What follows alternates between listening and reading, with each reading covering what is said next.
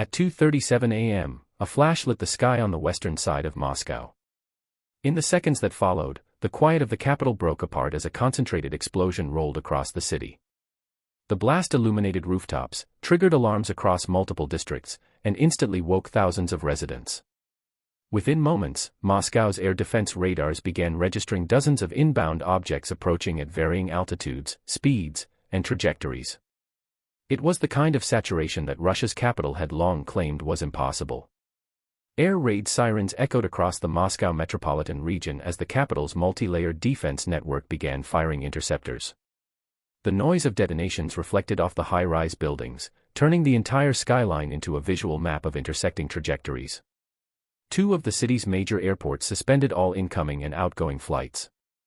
Civilian aircraft were forced into lengthy holding patterns as the airspace was locked down. For a city that built its image around being untouchable, the events of that night exposed an entirely different reality.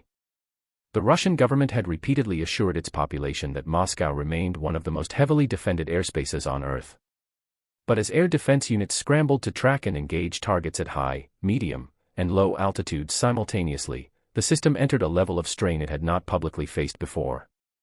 Smoke, flashes, and secondary explosions rippled across multiple sectors. For the first time since the start of the war, Moscow was no longer watching events from a distance. It had become part of the battle space. According to official statements released hours later by the Russian Defense Ministry, air defense forces intercepted 193 Ukrainian drones over the course of the night. 40 were reportedly shot down over the wider Moscow region and 34 were said to be heading toward the capital itself. The figures repeated on state television were presented as evidence of a complete defensive victory. But these statements lacked independent verification. Residents across the region shared videos showing streaks of light, the glow of explosions, and the sound of heavy anti-aircraft fire that reverberated far from the outskirts. These recordings hinted at a much larger and more complex engagement than the one described by officials. Moscow's mayor, Sergei Sohn, issued a message urging residents to stay indoors and warning about falling debris from interceptions. Domodiovo and Sukovsky airports both suspended operations until air defense forces could confirm that no additional inbound objects remained. Some civilian flights were delayed for hours. For a capital that projected confidence in its own protection, the sudden halt of air operations was symbolic. Even though the skies cleared by morning, the implications of the attack were only beginning to surface. The strike marked a shift in the nature of the conflict. Ukraine demonstrated that the distance between its launching grounds and Russia's strategic core no longer provided guaranteed protection. Moscow's layered surface-to-air defenses, including radar networks and missile batteries, were forced to operate at full capacity across all sectors simultaneously. A system designed around the assumption of limited isolated threats now faced a distributed assault. The impact extended beyond the physical. For many Muscovites, the belief that their city stood beyond reach dissolved overnight. Residents gathered on balconies recording the noise and flashes across the skyline. Conversations circulated about whether the war had effectively reached the capital. Unlike previous incidents in border regions, this attack targeted the heart of Russian territory, challenging assumptions of safety that had held since the earliest days of the conflict. From a military perspective, the strike highlighted a disparity between cost and response. Ukraine's drones, many of them inexpensive, expendable platforms, forced Russia to launch interceptors costing significantly more. The value imbalance placed pressure on Russia's resource calculus. For Ukraine, the attack represented not just a technical demonstration but psychological leverage. For each drone that penetrated deeper into Russian airspace, confidence in Moscow's defensive reliability weakened. Despite official claims that all drones had been neutralized, early morning reports contradicted the government's narrative. Footage circulated showing smoke rising from multiple locations, including Konorovo, Sarakov, and Ramenskoye. These visuals did not resemble simple debris burns. Some showed columns of thick black smoke that persisted long after the official reports of successful interceptions. Independent investigative outlet AS Later Geology located several videos confirming that damage had occurred within Moscow's air defense perimeter. One clip documented smoke rising less than 20 kilometers from the city center. Another displayed emergency vehicles operating in an area where officials insisted no damage had occurred. Attention quickly focused on a fire at an oil depot in Saratov. Local authorities claimed the incident was caused by an empty fuel truck that had caught fire and that the blaze was contained, but resident videos indicated flames originating from the storage area itself. Multiple locals reported hearing explosions before the fire spread. Analysts suggested the damage pattern aligned with a drone impact rather than an accidental ignition. The time frame of the explosion corresponded with when air defense radars detected inbound threats. Officials avoided linking the fire to the drone activity, but the correlation was difficult to dismiss. Similar reports emerged from other regions. In Kuga, residents reported explosions near the local airport and brief power disruptions. In Tula, night vision recordings captured tracer rounds and anti-aircraft fire. In Bryansk, emergency services confirmed a fire in an industrial zone following suspected drone activity. While the incidents were scattered, together they mapped a broad Ukrainian strike zone extending well beyond Moscow. Each location represented another strain on Russia's defensive infrastructure. Even typically pro-government bloggers and commentators expressed frustration at the Ministry of Defense, accusing officials of hiding the extent of the damage. Many residents began questioning the reliability of state messaging, particularly as footage continued to spread online. The phrase "Moscow is safe" lost credibility as anti-aircraft fire echoed over residential districts. For civilians who had long viewed the conflict as distant, the sudden intrusion of the war into their daily environment marked a turning point. As investigators examined more footage, another concern emerged. The possibility that some explosions were caused not by Ukrainian drones, but by Russian air defense misfires. In one widely circulated video, an interceptor appeared to veer off course before striking a residential building. Officials described it as falling debris, but analysts reviewing the impact angle and explosive signature concluded it was consistent with a malfunctioning interceptor. This type of incident was not unprecedented. Earlier in the month, a Panzer S-1 air defense system in Bryansk attempted to engage drones, but misfired, launching a missile that fell into a civilian neighborhood and ignited homes. In 2023, a Su-34 fighter jet unintentionally released a bomb over Belgorod, injuring several civilians. Official explanations for such events invariably cited technical failures, but the frequency suggested deeper systemic problems. Many of these failures stemmed from the difficulty of detecting small UAVs in urban environments. Drones such as Ukraine's UJ-22 and commercially adapted platforms fly at low altitudes and possess minimal radar signatures. In dense cities, radar waves scatter off buildings, power lines, and reflective surfaces, complicating tracking. Misidentification or delayed target classification increases the risk of accidental launches. Russia's primary air defense systems, Panzer, Bu, and S-400, were originally designed for conventional high-altitude threats such as ballistic missiles or fast-moving aircraft. Their radar algorithms struggle to differentiate small drones from urban clutter. In a city the size of Moscow, each interceptor launch carries a risk of misfire. Every such incident undermines public trust and challenges the Kremlin's portrayal of its defensive capability. Operational stress adds another layer of complexity. Air defense units have been on near-continuous alert for months. Fatigue and pressure heighten the likelihood of mistakes. With commanders emphasizing rapid response, operators are more inclined to fire the moment a target appears on radar.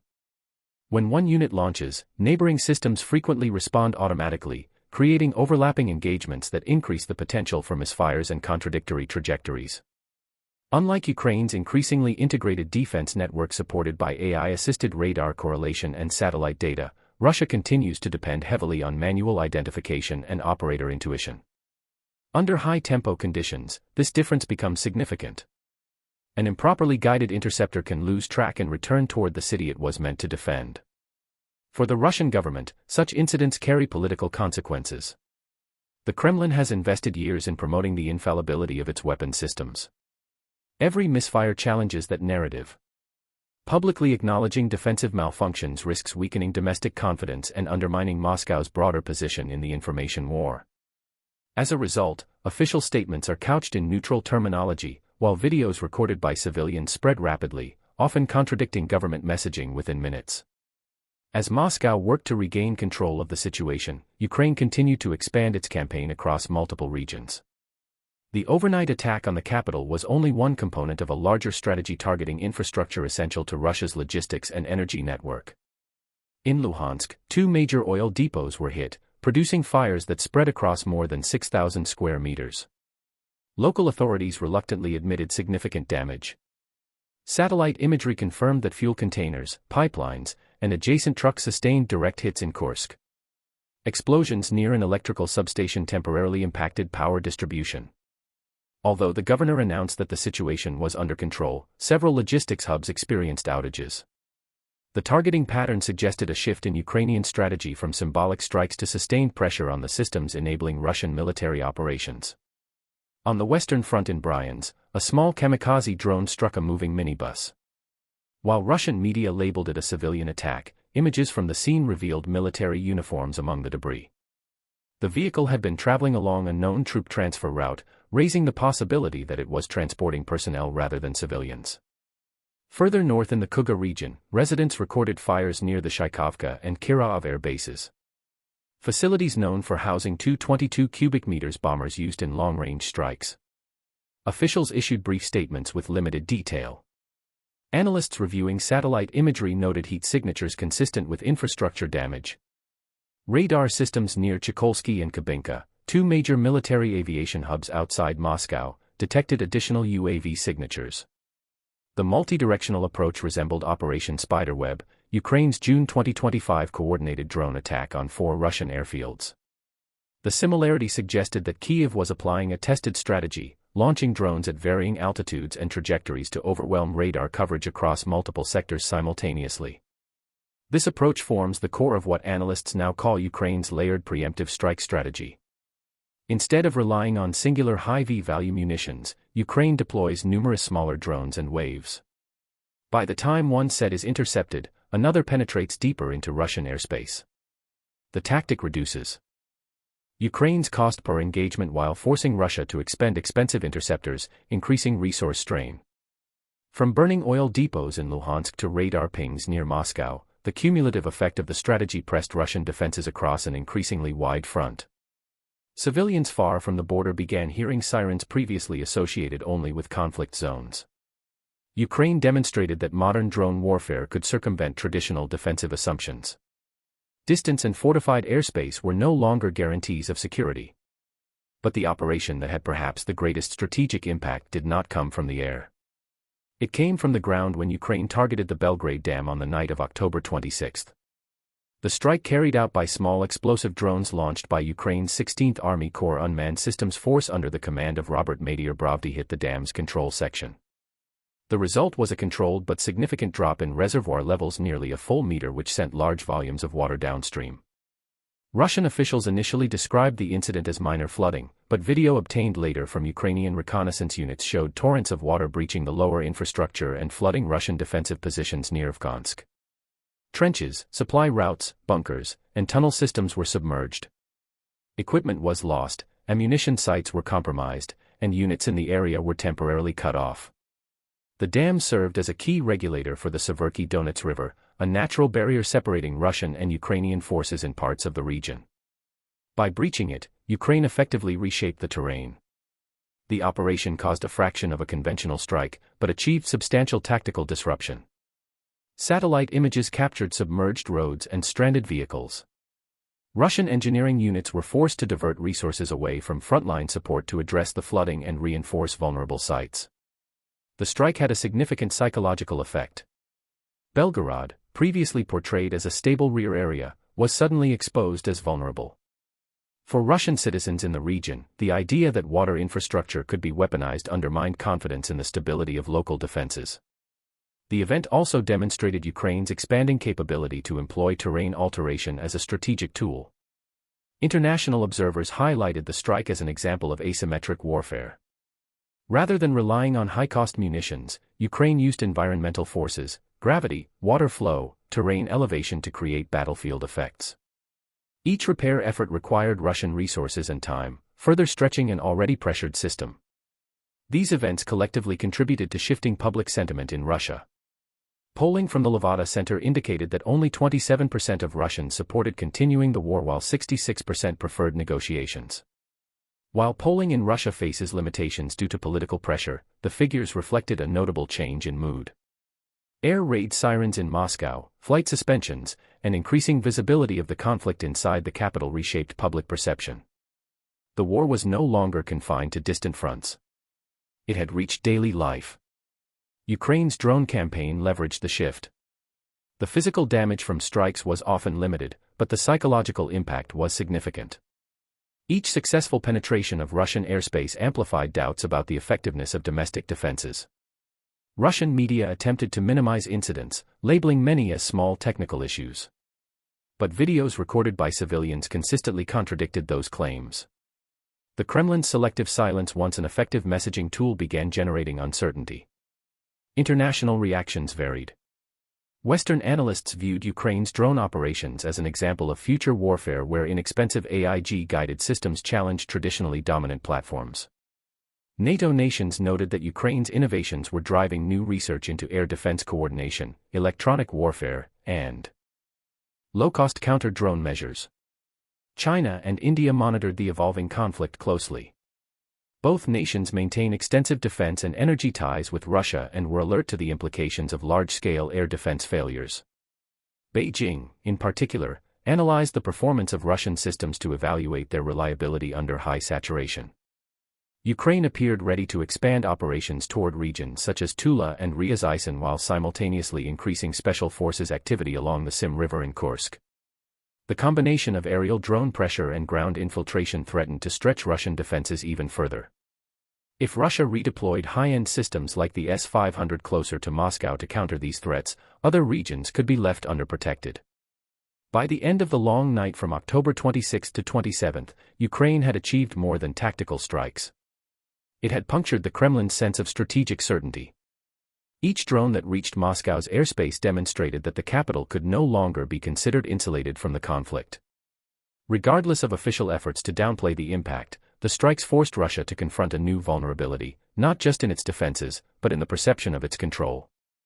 Ukraine's reliance on low-cost drones amplified the imbalance. Russia was compelled to respond with expensive interceptors, redeploy valuable air defense assets, and manage growing public concern. The attack exposed not only gaps in radar coverage, but also stresses within the state's narrative infrastructure. Civilian footage overtook official statements in shaping public understanding. The psychological effect outweighed the physical damage. The events of that night accelerated a shift in the conflict's trajectory. For Russia, it introduced a new operational challenge, defending a vast territory against decentralized, unpredictable threats. For Ukraine, it reinforced the effectiveness of a strategy built on pressure, ingenuity, and the deliberate exploitation of vulnerabilities in an opponent's larger system. The war had entered a phase where visibility, perception, and resource strain carried as much weight as direct firepower. And for the first time, Moscow was at the center of that shift.